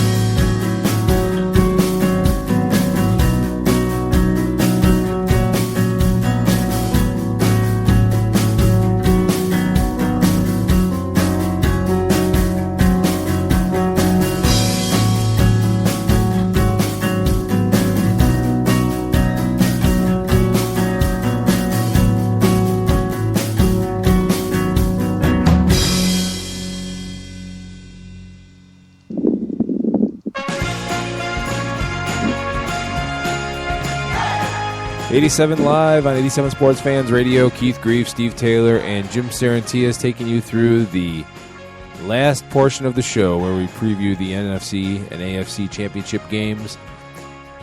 The final matchups before, well, the newly revamped Pro Bowl, which... Anybody? I saw a tweet, and I think it was Michael Smith that said this, but that he's more interested in the Pro Bowl draft than he is the actual Pro Bowl, and I'd have to agree with him. I'm very interested in that because my plan is to actually see who Deion Sanders and Jerry Rice draft, and I'm going to write about that. Yeah, it'll be cool, but the actual game, the All-Star football game, has always been just atrocious to watch. But yeah. I'm not a fan of it being this week before the Super Bowl. I liked it better when it was the week after, just because it seemed looser. You know, you would have all the players there, even if the guys that played in the Super Bowl weren't playing. Usually they would still go to Hawaii just to hang out with all their friends, and it just seemed looser to me. I don't know. It was away from the season. It wasn't in that week. I never liked that. And we all know Steve likes loose. Yes. I mean, if they want to, if the league wants to make it competitive, then you have to make it in the middle of the season and give it, just like baseball does, put it in the middle of the season, and the winner gets something, you know, besides just money, like home field advantage or something that, you know, and that way the injuries make a little bit more sense. You know, they won't, because if somebody gets injured now, it's just, wow, what a waste. I hate that Major League Baseball's All-Star Game decides home field advantage for the playoffs. See, I like it. You know, I'm not a fan of it either, but I mean, at least it does something. You know, there's something on the line. Yeah, what if that became the Thanksgiving game? Ugh. The Pro Bowl would be the Thanksgiving until game. Somebody blows out an ACL on a playoff team. It is so tough with football. The injuries in football make it totally unable to happen. Yeah.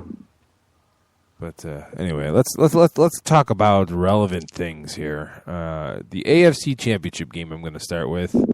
So many subplots here. You got the Patriots, Broncos, Brady, and Manning once again, except this time it's in Manning's home park.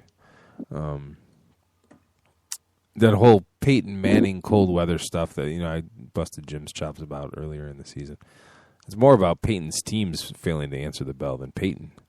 But this time, it's a little different because it's not your father's Patriots that you're facing. And I mean that by this newly found emphasis on the running game. I really think that could give Denver some problems. Yeah, and I mean, the thing that I think will give Denver problems, and I still am going to pick Denver to win, but it's tough to not go with Brady and Belichick against a Manning team in a playoff game. I mean, they own him. If any coach and player combination, if anyone, you can say in Peyton Manning's career owns him, it is Belichick and Brady. And now with this new toy of theirs, the running game, I mean, it's tough. I think it's going to be a great game, but it's going to be interesting to see what happens. Well, you know, any good analysis, I think you have to sort of go back and look at the last time the two teams played. And quite frankly, until the third quarter of that game, the Broncos were just beating up the Patriots. And then the Broncos defense just collapsed. And the Patriots scored 21 unanswered points, got back into the game, and eventually tied up the game to go into overtime. And even then, the defenses were still playing well. I mean, both teams had the ball at least once, maybe twice. I can't remember exactly. And what lost the game was a muffed punt.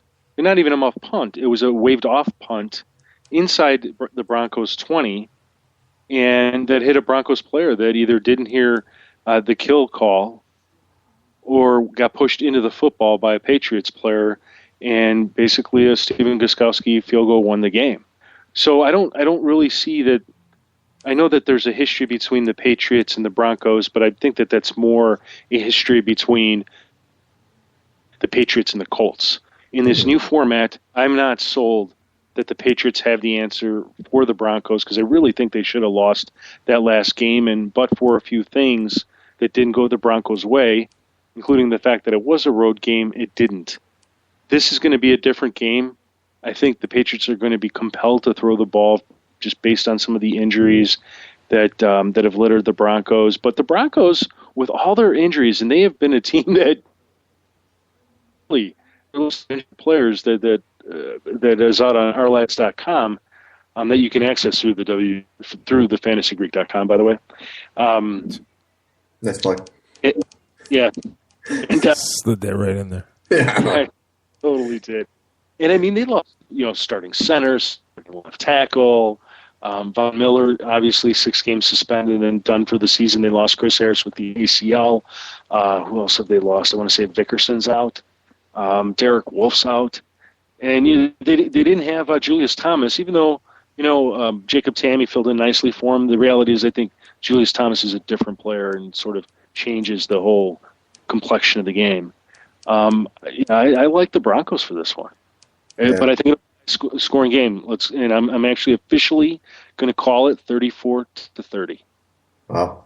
And see, the thing with the Patriots, if they find a way, I mean, this to me has been a miracle season, because of any team in this league other than maybe the Packers, the Patriots have just been absolutely devastated with injuries and the whole Aaron Hernandez thing. It just they have been playing with guys off the street the entire season. If they find a way to make it to the Super Bowl, God bless them. I mean, it's to me one of the most amazing seasons by a team. For them to be what they were this year and to be in this game is just really incredible. I mean, it really is. And that's why, honestly, I think even if they lose this game to the Broncos, in no way should they hang their head for what they did this year. I mean, it was pretty incredible. Steve, I couldn't agree with you more. I mean, it is absolutely incredible. In fact, the game preview that will be coming out this evening, that's sort of how it started everything. I mean, we all expected the Broncos to be at this place at this time, but the Patriots, wow. I mean, once the season got going, it didn't look for them. Mm-hmm. And yet here they are.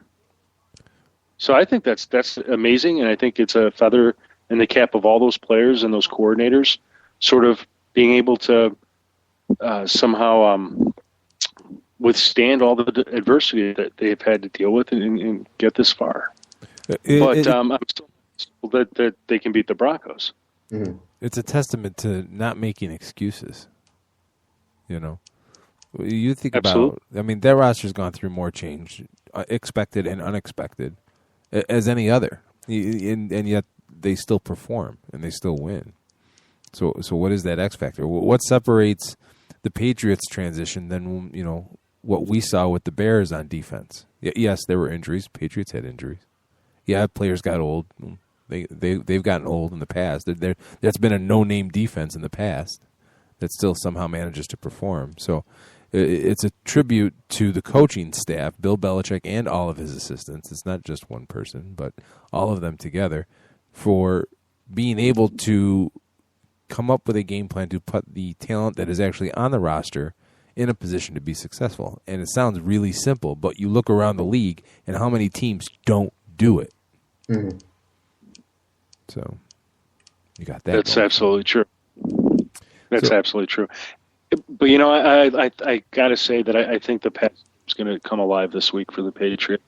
I don't think they could withstand 2 games in a row of just running and running and running the ball.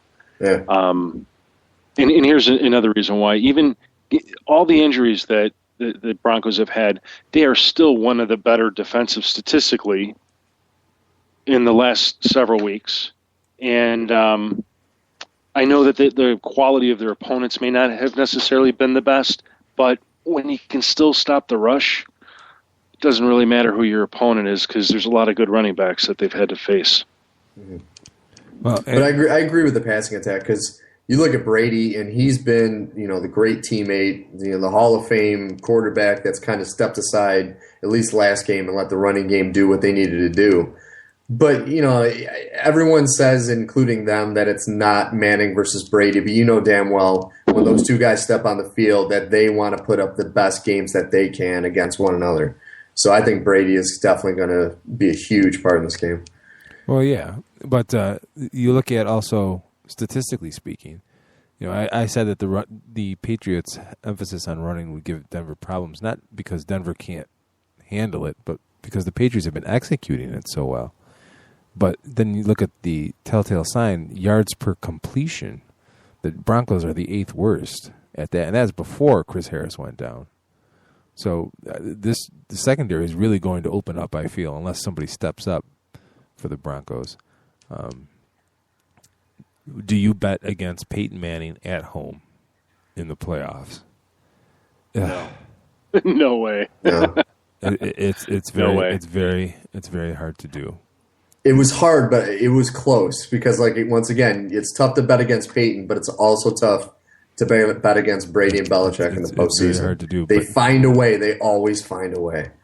But I was tempted to, but I am going to pick the Broncos. But I don't think it's going. I'm going to pick it even more of a nail biter. I'm going to say it's going to be 34-31. I'm going to add one more thing.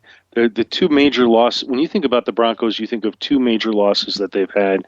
One of them was against the Chargers at home, and the other one was, also the Colts, but also the one against the Patriots. And I haven't broken down the Colts-Broncos game, but I bet you if I did, one of the things that I saw in each of the two games I did look at and break down was major mistakes on the Broncos' defense. Mm-hmm. One being the punt, the poison punt that the player hit the ball and the Patriots recovered, and the other one being the penalty on a Chargers punt where the punter is basically up against the back of the end zone. They get a first down, they march down the field, they score a touchdown, and basically that touchdown is the difference in the game. If the Broncos defense makes that kind of mistake in this game, they will lose this game. Well, I concur. There you have it, folks. I really want to pick the Patriots. I really want to. I just hope it's a great game. It's going to be. It's going to be. Well, you have to like what the Patriots have done. I mean, this is just incredible. The way that they're playing, the way that they've marched into this postseason, and the way they're sort of poised to get to the dance one more time. Yeah. Because, Indy, yeah, they were having issues with turning the ball over, but they were still no slouch, and New England just owned them.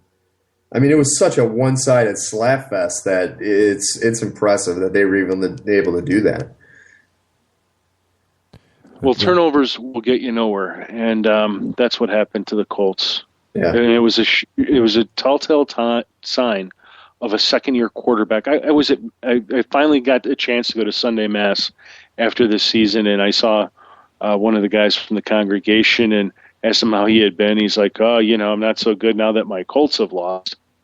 And he starts going on and on. And I look at him and I go, do you realize that your quarterback is a second-year quarterback? Yeah, seriously. And do you realize that when we usually, not in the modern NFL, but sort of the pseudo-modern NFL, quarterbacks like him, you gave him a few years. You expected to lose for the first few seasons.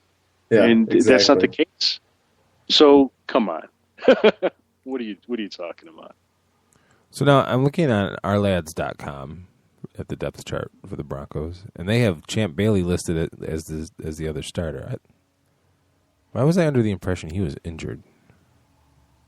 He played last week. He came back. I didn't see. Yeah, But once again, though, he looks old. Him being in the game, I don't know how much that's going to necessarily help Denver. Because even when he's played this year, he just looks. He is. He's an old, a guy in his position. He's ancient. He's born in 1978, so just 2 years after us. Yeah. Well, I got a feeling that Quentin Jammer might be called upon to take on the other corner duties. Right now, he's listed second on the depth chart behind. No. I'm aware. I'm just saying, but I think it'll probably be Quentin Jammer that'll get the call, unless they platoon, maybe. And maybe I'm wrong. Maybe they say, you know what, we're going to give it to the veteran, and he's going to be our guy. This is it. You know what? You come in with a 5-3-3 alignment. That's what you do. Just send everybody. Just send everybody. If he gets the pass off, tip your cap. I mean, you figure he's throwing to Julian Edelman and Shane Vereen and Danny Amendola. I mean, those names are not going to really send terror down anyone's heart. So you figure they're going to hopefully find a way to put some kind of game plan together to take care of those guys.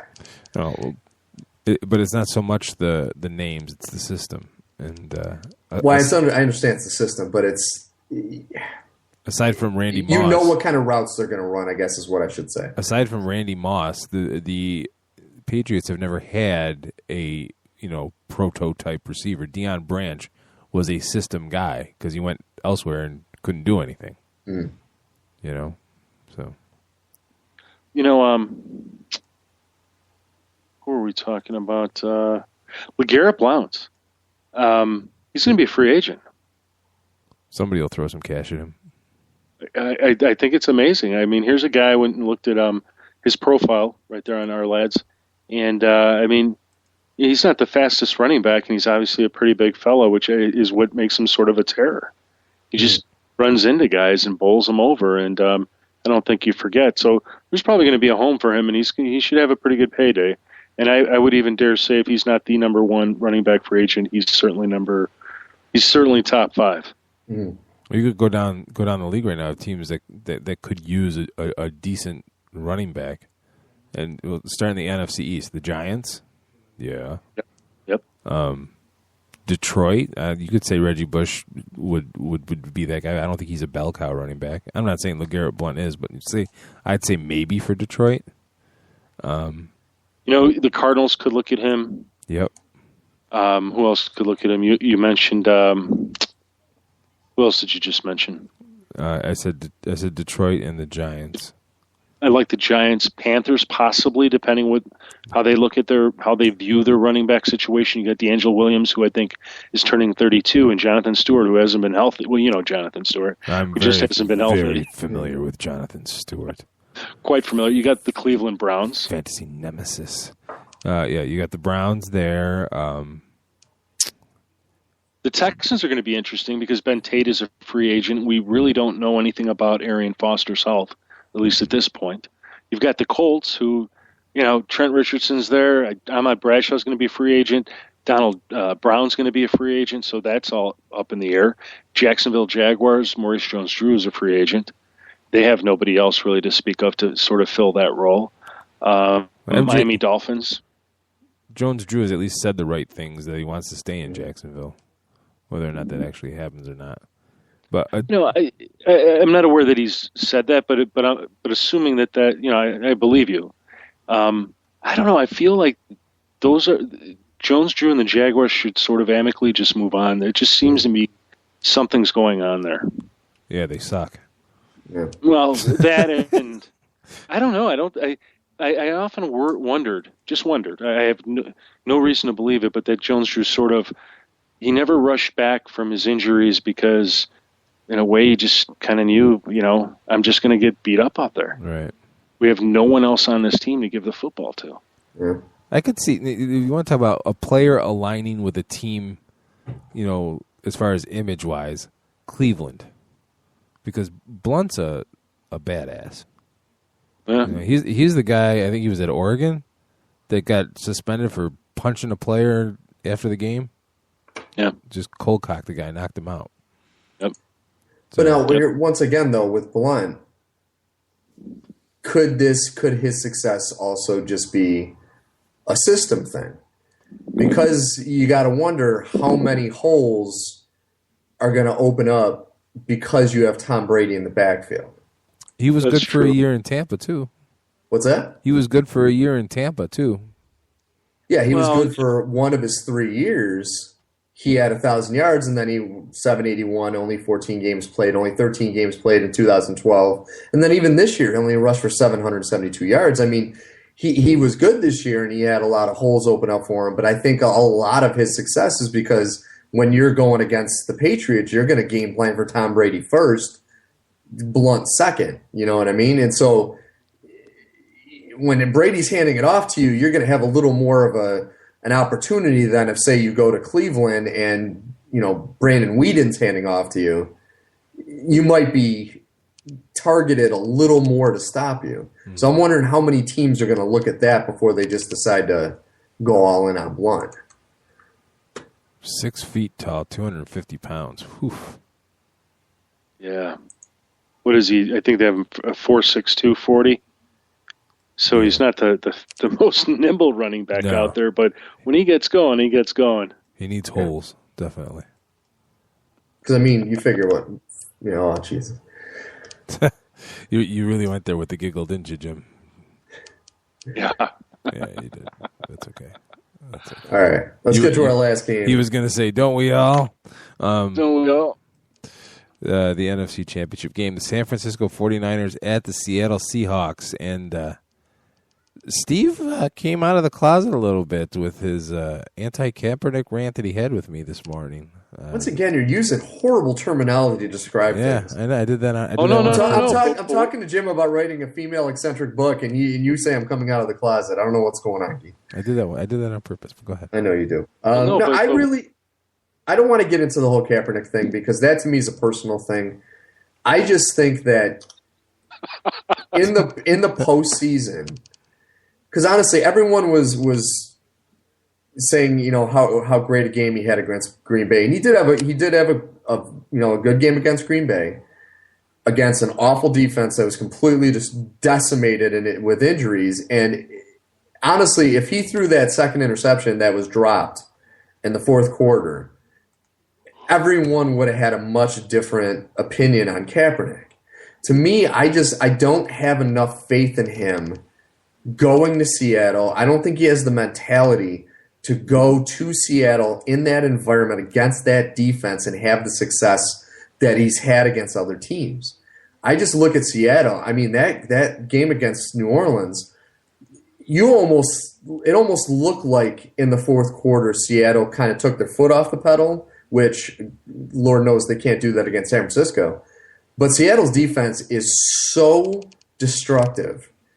And Jim, you were talking about, and I totally agree, the crazy weapons that Kaepernick has with Bolden, Davis, and Crabtree. But that secondary is going to put enough pressure on them that pass rush is going to have Kaepernick just completely off his game. And when he's going to try to run, they're fast enough where they're not going to let him do those little 15, 20-yard runs that he did in the last two postseason games. So to me, if both defenses play as good as they have this postseason, I think Seattle's offense has the edge because they're at home, because of the 12th man. That stadium, as loud as it was this past weekend against the Saints, it is just going to be deafening. I can't imagine, because as much as I want the 49ers to lose this game, I guarantee the Seahawks fans are going to be just as rabid to see this game, go Seattle's way. And to me, I am going to make the call that it is going to be very reminiscent of the game earlier in the season when the 49ers were just destroyed. I think it's going to be similar to that. I think Seattle is going to send a message to whoever they're going to play in the Super Bowl that they're in this. And Russell Wilson had a rough game last week.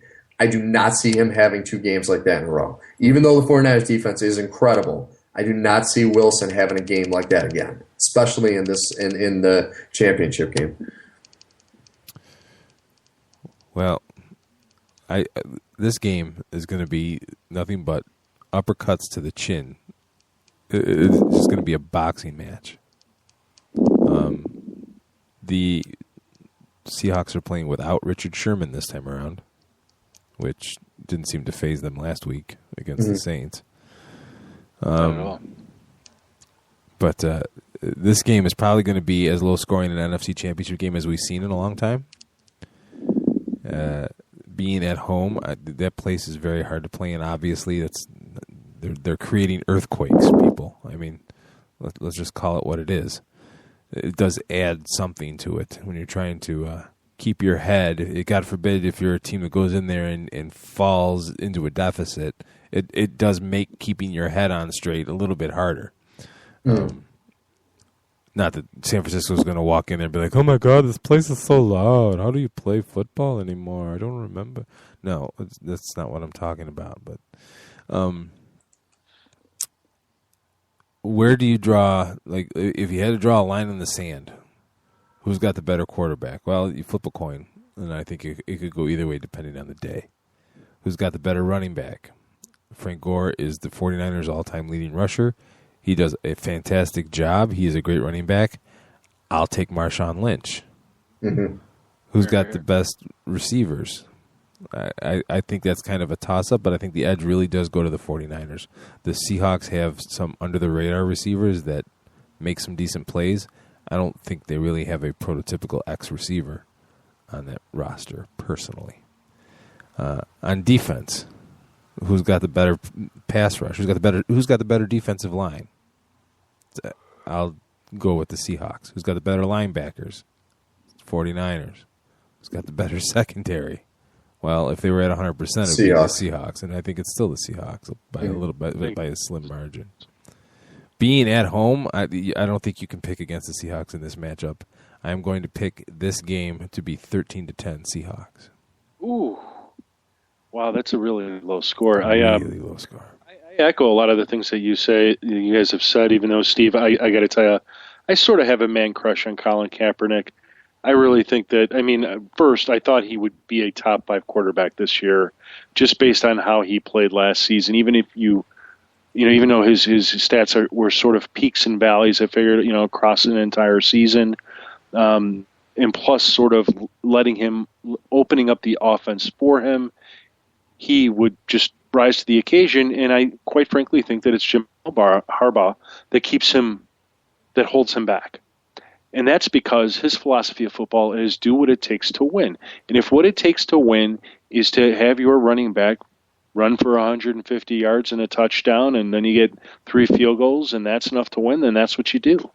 And if your quarterback only throws for 150 yards and rushes for 50 and just scores 1 TD, that's okay. We won the game. And that's really what matters, and that's sort of how Andy Reid, I think, approaches football. Holding back Alex Smith unless you absolutely need him. But in the playoffs, they are compelled to let Colin Kaepernick do everything and anything he can to win the football game. And that's why I think they've been so successful in these 2 road games. The issue with the Seahawks is even though they all match up better, I think it is that secondary. I mean, if you have that good of a secondary, slowing down your greatest assets. Because Frank Gore is a great running back, Keith, as you mentioned, but he's only going to take you so far, especially at the tender age of 30 or 31. I mean, for him to get 100 yards rushing, that's a good day for him. That's a good day for him. But how many of those are you going to get against the Seahawks? Not that many. So to see him tear off another 110 yards like he did when they played in San Francisco wouldn't surprise. But if he's going to add a touchdown, that remains to be seen. Now, the Seahawks are they're almost undefeated at home except for that one loss at the Cardinals, and that's no fluke. And they beat teams at home. They don't just barely beat them, they beat them. And I think that's telling. They kicked the heck out of the 49ers back in week 2, 29-3. Mm-hmm. The 49ers won the home game in San Fran 19-17, which shows you how well the Seahawks can play them even on the road. And I think you bring it all back to Seattle, both teams opening up their offenses because they have to. The Seahawks still win this game, but they win it 27-20. Wow. See, I think a big thing for me between these 2 quarterbacks primarily is they both are very talented. I think the one thing that Russell Wilson has over Kaepernick is almost to a fault. He will do everything in his power not to lose the game, not to make that turnover, not to make that wrong throw, not to, and you saw that last week, and I think that was one of his criticisms is he was being too conservative. But it's going to come down to which quarterback makes the mistake, because I think that could be the turning point in this game is a turnover. And to me, I just don't – I think Russell Wilson has that maturity to be and beyond his years of experience that Kaepernick is lacking, and it just seems to me like it might, if it comes down to that, I would take Russell Wilson at home, where, like you said, Jim, he's lost one in his entire career so far as 2 years. He's lost one home game, and that was this year to Arizona, who was playing really well when they lost. So to me, it's going to be a great game. It's going to be a defensive game, obviously, but it's going to be very interesting to see who plays best on offense. And there you have it, folks. Our takes. Printed. You know what I can't wait for? I can't wait for the Browns to name their head coach, their new head coach, just so we can sit back and listen to Keith, Steve. Oh, my gosh. Oh, I can't wait. Who's left? It would be really funny if they call like Rob Jasinski and be like, "Hey, Rob, Come on back. You know that whole firing thing? Yeah, we won that. We admit it, man. What's going on? Hey, it's a Hawaiian shirt day on Friday. You gonna be there? Okay, no, just kidding. It's gonna, it's at this point, it's gonna be some assistant coach who is not gonna get looked at by any other team. That they're gonna need to find somebody. My off the cuff just occurred to me as we're talking about it. Prediction: Jack Del Rio. Oh wow, that's a possibility. That absolutely, because that could be. Well, Josh McDaniels' names came up. He took himself out of the running because he wasn't the front runner. I hate McDaniels. And so you bring up an excellent point. They're waiting for the Super Bowl to end to approach a guy like Jack Del Rio. That would be interesting. Yeah. But here's the thing that always confuses me. It always seems to me that when your team needs to be good at something, you hire a head coach that is good at that. And what I mean by that is, if your team was bad on offense, you want to get an offensive-minded head coach, not a defensive-minded, because you already got a good defense. Right. But we've seen a couple teams sort of do exactly the opposite. So, for example, Lovie Smith going to Tampa Bay, I mean, their defense is not the greatest, but their offense is what was struggling. It wasn't their defense as much. And we all know how Lovie handles quarterback development. So. Oh, God. And so you kind of look at the hiring, and it's not to say it was a bad hiring, because I think at the end of the day, Lovie made sense because he brought I'm gonna use the word normalcy to the environment that just sort of got out of control under the old regime. So I think that's a good reason to have him there. But then let's look at what's his name? Just got hired by the Vikings, Mike Zimmer. Again, the Vikings, their defense needs to be vastly improved, but so does their offense. Right. And to me, if you can't put points on the board, who cares how good your defense is? It's not going to matter. Right. So, but is Mike Zimmer a good head coach? I mean, he's a guy who's been passed over several times, and he deserves a chance. And, boy, that Vikings team could be awfully tough come next year. Yeah. Starting quarterback, Tampa Bay Buccaneers, 2014, Rex Grossman. See, now you're just being goofy. It's fast. And that is as good a time as any to hit that button right there. Folks, thanks for listening. We will be back next week to break down the NFC and AFC championship games. For Jim Sarantias and Steve Taylor, I'm Keith Grieve. See you all real soon. Post-game show is brought to you by Christ, I can't find it. The hell with it.